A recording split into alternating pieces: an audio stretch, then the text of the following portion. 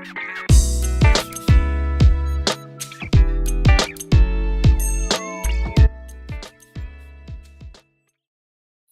morning. So I wanted to talk to you today about how knowing your cycle and knowing the energies of your cycle can actually make you happier in your marriage and your relationships. Now, I know this topic for some people is like, I don't want to talk about that or think about that, but there is a lot of power in understanding the different phases of your cycle. So we talk about them as having 4 different energies. You could think about them as the seasons, so summer, autumn, winter, or spring, or we talk about them as archetypes. So we talk about the mother, the virgin, etc.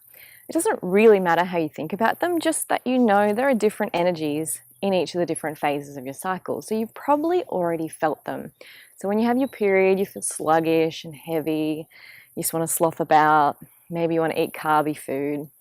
After your period, you have the stage of the virgin energy or the spring energy. So the energy returns, you feel quite light, your body feels slimmer, you really feel motivated again to try new things. After spring energy, we head into the mother. So this is the ovulation phase. So sexual energy increases, you feel quite sensual. You're very giving in this phase, so that's when that selfless mother type role comes out for you. And then after the mother energies, we head into what in our society is called PMS, premenstrual. So it's a destructive phase. Now, it doesn't have to be destructive. It's often we're destructive externally, so we nitpick our partners or we find faults with things and we express those because internally we're fighting a bit of a battle. During this destructive phase, that inner critic, I've got another video on the inner critic if you'd like to check it out in the studio. That inner critic voice gets louder. So if you don't know how to deal with that, it often starts attacking those around us because we're internally attacking ourselves. And then of course, after that phase, we come back to menstruation again.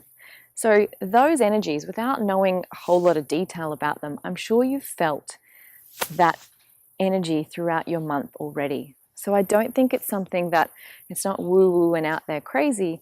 It's just something that goes on within our bodies as our body cycles through each month. So how can it make you happier in your marriage or relationship? It's simply about more understanding of the self in order to be able to look after yourself better. So if you understand those energies and know that, okay, my period's due here, I'm going to need a lot more self-love and self-care. Or this week, when I'm experiencing PMS, I'm in that destructive phase, I know that inner critic is going to get louder.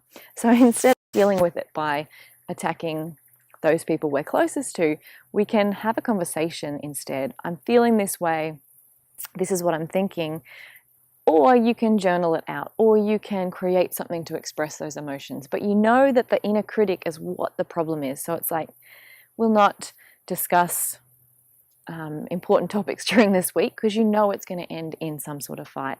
These are the things that you can stay away from during that destructive phase. Schedule it for after your period when you've got that spring fresh energy. And usually during that spring phase, everything is bright and happy anyway. So you're better at negotiating things.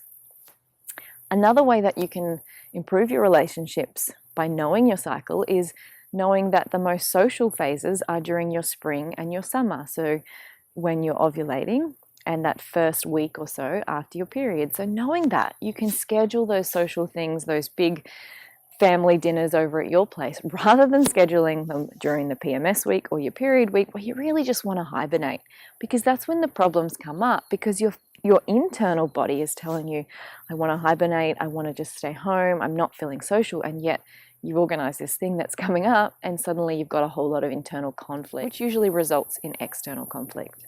And the final reason is it makes your relationships better, because I honestly believe your relationships with everyone else start with the relationship with yourself. So if you have that really great knowledge of when you need the most self-care, so that premenstrual week when you need to work with that inner voice to not listen to her so much, and that week of your period that you really need to amp up the self-care to make sure for the rest of your month you're not feeling out of balance. If you know yourself that well to be able to give yourself that care, then the whole month is going to go a lot more smoothly. So I hope this helped. I hope it wasn't too left of field for you. If you'd like some classes that go with these energies of the cycle, some yoga classes to help tap into these 4 energies and understand them a little bit better, they're all in my studio waiting for you. Go and check them out. You can start a free 30-day trial whenever you're ready. I'd love to talk to you soon. Namaste.